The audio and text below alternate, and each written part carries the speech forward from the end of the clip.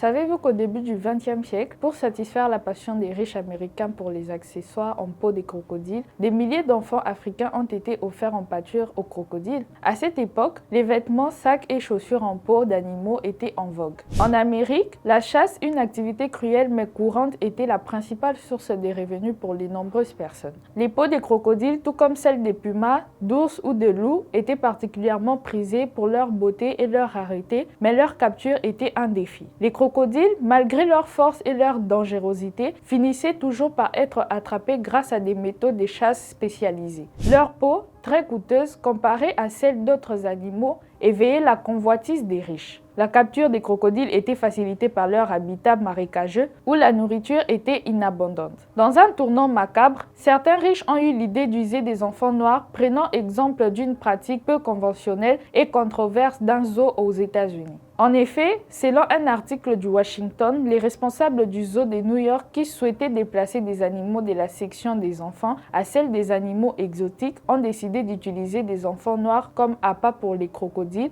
les faisant passer pour des proies pour faciliter la manœuvre. L'article révèle que ces enfants âgés d'environ 2 ans avaient été enlevés à leur mère. Une horrible pratique qui a inspiré des chasseurs en Louisiane et en Floride où ces derniers attachaient des enfants noirs par les mains et les pieds près des marécages et attendaient que les crocodiles s'approchent. Lorsque les reptiles se rapprochaient, les chasseurs tiraient pour les tuer. Si les crocodiles mangeaient les enfants avant que les chasseurs n'interviennent, la peau du crocodile était ensuite remise à la famille de l'enfant en guise de dédommagement. Un acte profondément choquant. Des cartes postales de l'époque témoignent de cette horreur.